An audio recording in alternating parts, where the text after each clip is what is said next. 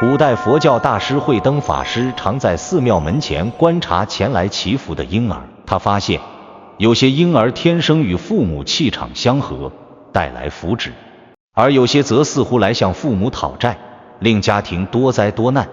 究竟如何在孩子出生时辨别其来意？慧灯法师经过数十年观察，总结出4个特征，竟然准得惊人。这些特征究竟是什么？又该如何应对？在大唐盛世时期，华国佛法兴盛，寺庙香火不断，其中位于终南山的灵隐寺尤为闻名，因为这里住着一位被民间尊称为慧眼禅师的高僧慧灯法师。慧灯法师不仅佛法精深，更有一项特殊能力，他能通过观察新生婴儿的特征，判断这个孩子是来报恩还是讨债的。慧灯法师本名李元，出身官宦之家，自幼聪颖过人。15岁那年，他因一场大病卧床不起，在生死边缘徘徊时，曾见到前世种种景象。病愈后，他毅然决定出家，希望能参透生死轮回之谜。经过20年的苦修，慧灯法师不仅通晓3藏经文，还修得一双慧眼，能观人前世因果。每逢村民诞下新生儿，总会报到灵隐寺求取平安符。慧灯法师也借此机会观察众多婴儿，逐渐总结出辨别婴儿来世目的的方法。人非无缘不相遇，孩子与父母的相聚必有前世因缘。慧灯法师常这样告诉前来咨询的村民，有的孩子是来报恩的，有的则是来讨债的。灵隐寺旁的村子里住着一对夫妇，张福与李氏，两人结婚多年，膝下无子，备受煎熬。在他们40岁那年，李氏终于有孕，夫妇俩喜不自胜，早早就备好了婴儿用品，期盼孩子降生。婴儿出生那天，张福立刻抱着孩子前往灵隐寺，请慧灯法师为孩子祈福。慧灯法师一见到这婴儿，眉头微蹙，却又很快舒展开来。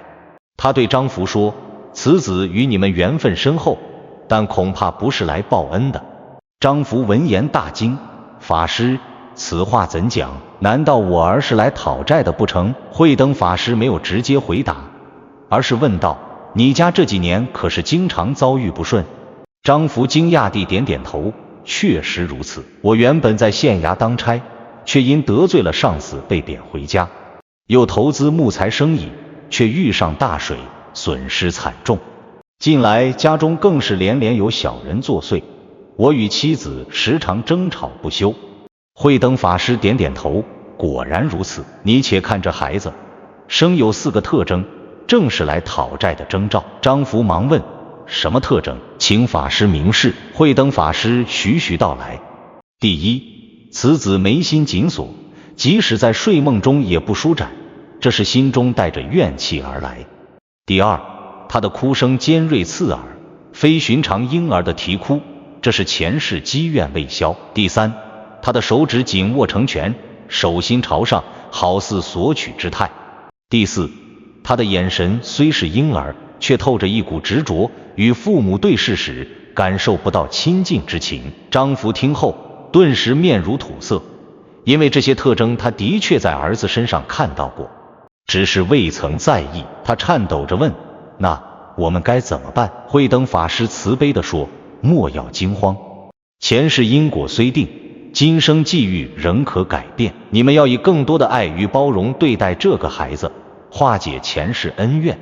我会传授你一些方法，助你们一家化解冤结。”在另一个村庄，富商王德和妻子赵氏刚生下一个女儿。王德虽有万贯家财，但一直希望的子传宗接代，所以对这个女儿并不太在意。依照习俗，他还是抱着女婴来到灵隐寺祈福。慧灯法师一见这女婴，眼中闪过一丝惊喜：“王施主有福了，此女乃是来报恩的贵人啊！”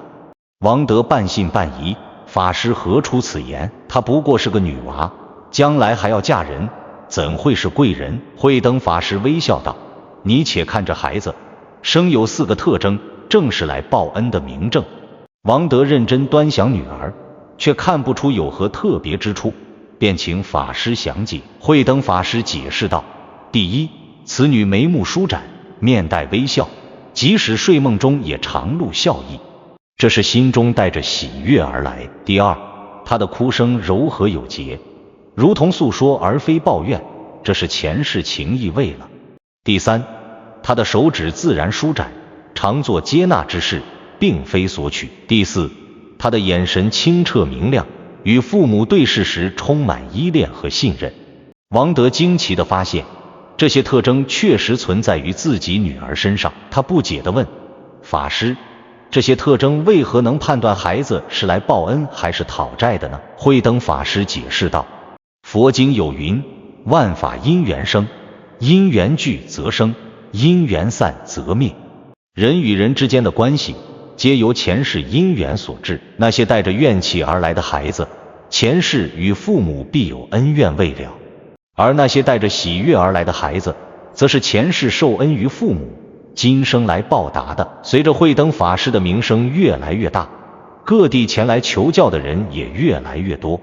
有一天，一对年轻夫妇抱着双胞胎前来，这对双胞胎一个安静祥和，一个啼哭不止，形成鲜明对比。慧灯法师观察后说：有趣，这对双胞胎，一个来报恩，一个来讨债，实属罕见。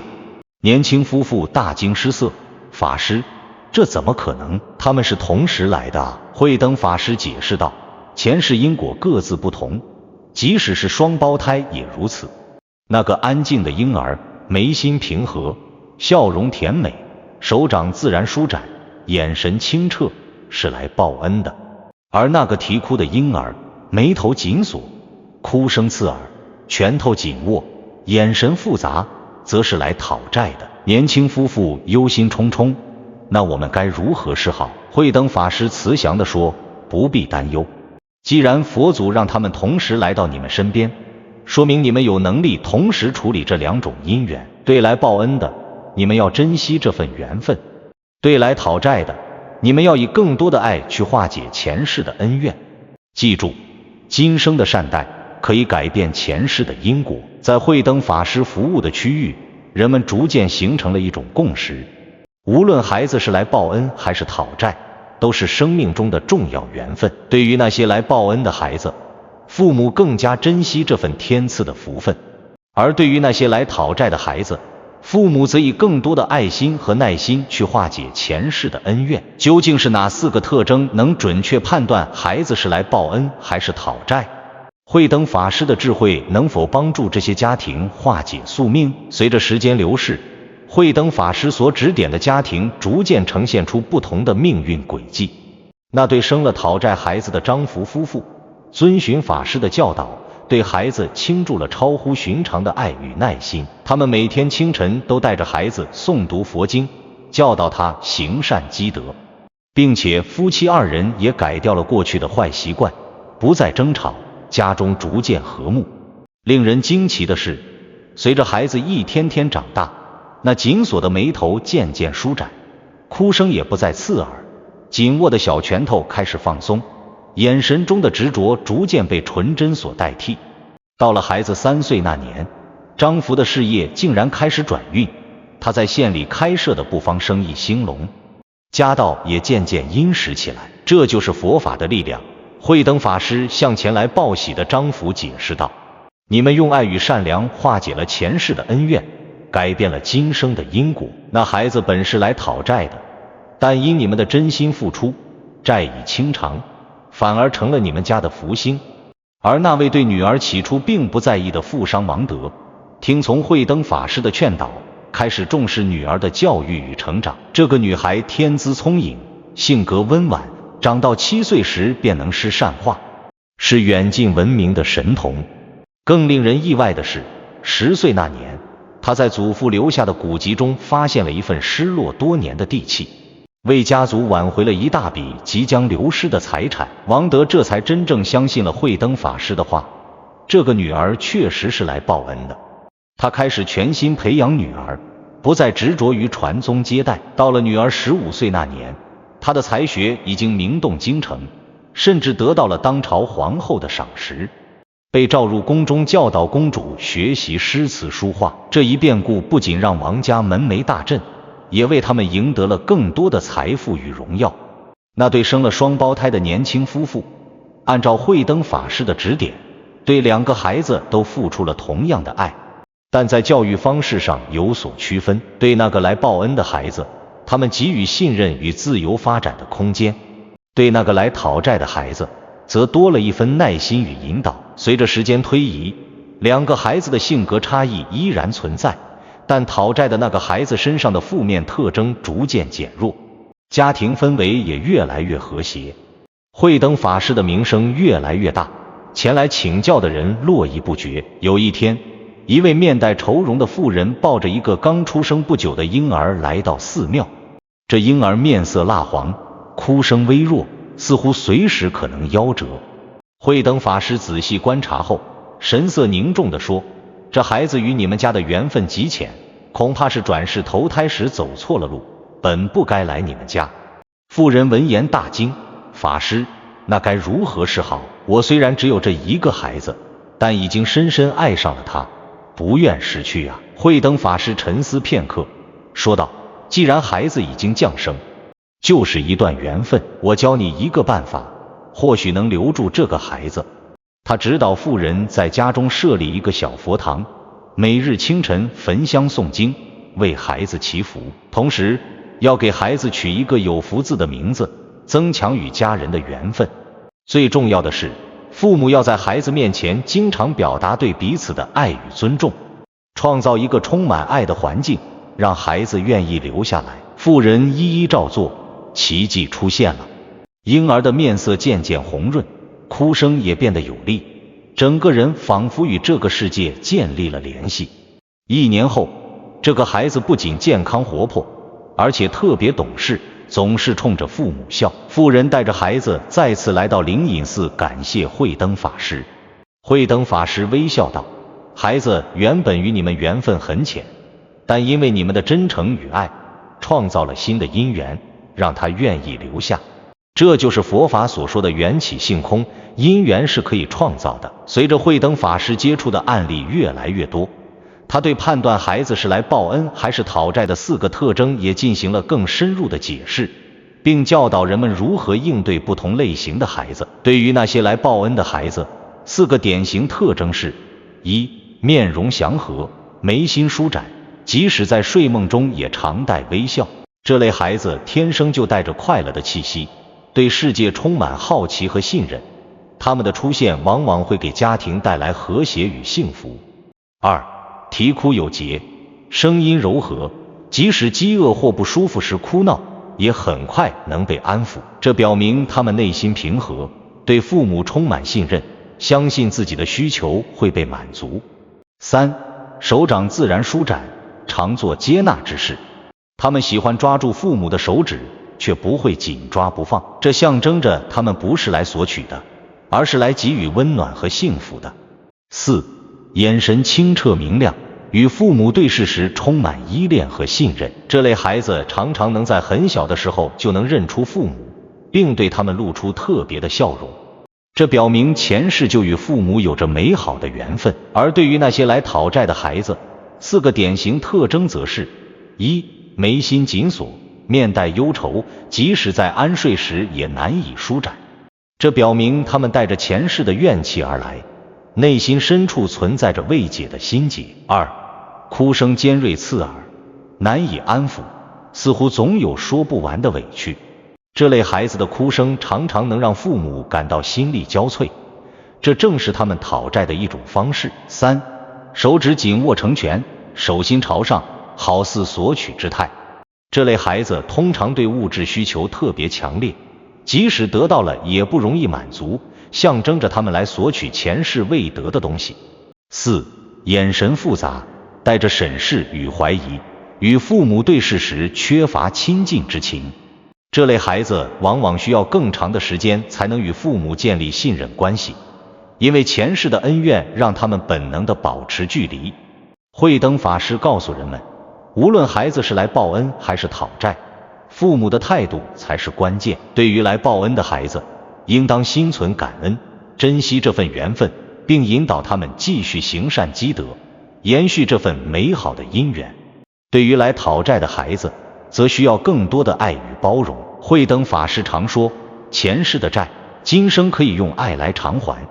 每一个来讨债的孩子，都是给父母一次修行的机会，让他们通过付出爱与耐心，消解前世的恩怨，改变今生的因果。他还特别强调，父母不应该因为孩子是来讨债的就心生怨恨或放弃教育，反而应该视之为佛祖的考验，更加用心的对待。前世欠下的债，今生终须还。与其怨天尤人，不如心平气和地接受这份因缘，用爱化解恩怨，这才是解脱之道。有一年，一场大旱席卷整个地区，庄稼颗粒无收，百姓流离失所。慧灯法师带领寺里的僧人挖掘水井，搭建粥棚，救助难民。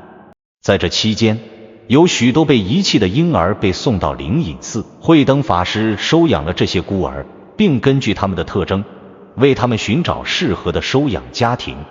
那些来报恩的孩子，他安排给那些善良但命运多舛的家庭，希望这些孩子能给养父母带来好运。那些来讨债的孩子，则安排给那些富足且心态平和的家庭，因为这些家庭有能力和耐心化解前世的恩怨。几年后，这些被收养的孩子大多过上了幸福的生活，与养父母建立了深厚的感情。这让慧灯法师更加确信，孩子与父母的缘分不完全由前世决定，今生的爱与付出同样重要。慧灯法师的教导逐渐传遍整个地区，人们开始用心的眼光看待亲子关系，不再简单的将孩子视为传宗接代的工具，而是尊重每个孩子带来的独特缘分，珍视与孩子相处的每一刻。有一次，一位官员带着他刚出生的儿子来到灵隐寺。这位官员地位显赫，为人却傲慢无礼，他直接要求慧灯法师告诉他儿子是来报恩还是讨债的。慧灯法师观察片刻，平静地说，此子与你缘分非浅，但具体是福是祸，还要看你如何对待他。官员不满道，法师，我需要一个明确的答案，我可是特意从百里外赶来的。慧灯法师微笑道，若要明确答案，请先回答我一个问题，你希望你的儿子是来报恩还是讨债的？官员毫不犹豫地说，当然希望是来报恩的，谁会希望孩子来讨债呢？慧灯法师点点头，那么你为何不从现在开始，用对待报恩者的方式对待你的孩子呢？无论他本来是什么身份，你的爱与尊重都能改变这份缘分的性质。官员被这番话震撼，沉默良久后，终于醒悟，法师说得对，与其纠结于前世因果，不如把握今生际遇。我会好好对待我的儿子，给他最好的爱与教育。这个故事很快传开，人们终于明白了慧灯法师真正想要传达的智慧。孩子是来报恩还是讨债，不应该成为决定父母如何对待孩子的依据，而应该成为父母反思自己、改变自己的契机。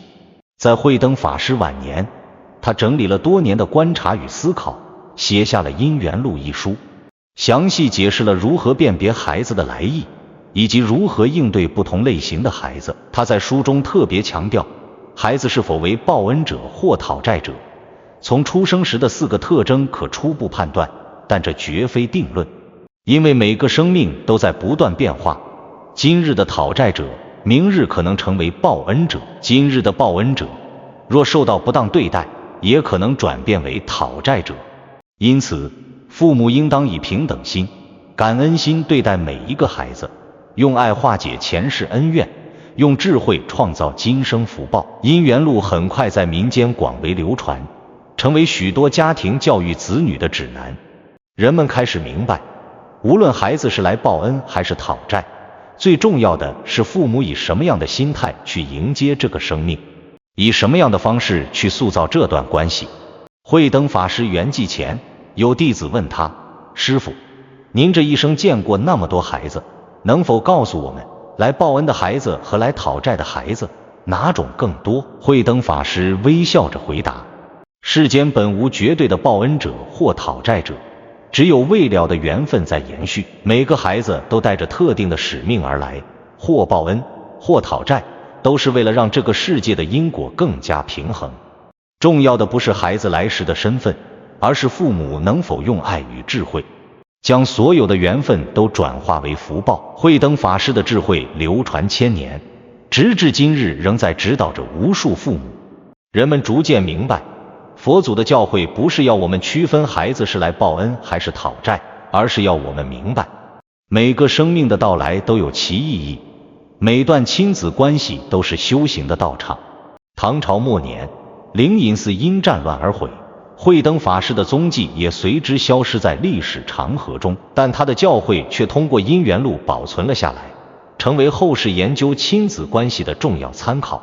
现代心理学研究表明，慧灯法师所总结的4个特征，从科学角度看也有其合理性。婴儿的面部表情、哭声特点、手势动作和眼神交流，确实能在一定程度上反映他们的气质类型和与父母的依恋关系，而这些先天的特质与后天的养育方式相互作用，共同塑造了孩子的性格和命运。无论从佛学还是心理学角度，我们都能得出相似的结论：孩子与父母的关系既受到先天因素的影响，也受到后天环境的塑造。重要的不是追问孩子来时的身份，而是思考父母应该如何创造一个充满爱与智慧的环境，让每个孩子都能成长为最好的自己。因此，当我们面对那个古老的问题，孩子是来报恩还是讨债的？答案或许应该是，无论孩子带着怎样的使命而来，父母的责任都是以爱相待，以智慧引导，让所有的缘分都结出善果。佛祖所言，孩子是来报恩还是讨债，确实可从出生时的4个特征初步判断，但慧灯法师的智慧告诉我们，这不是定论，而是提醒。无论孩子带着什么样的使命来到我们身边，都是因缘际会，父母以爱与智慧对待，便能化讨债为报恩，让所有缘分都开出美丽的花朵。如果你喜欢佛学内容，记得点赞和订阅，不错过每一次深刻的分享和启发。让我们一起探索佛法的智慧。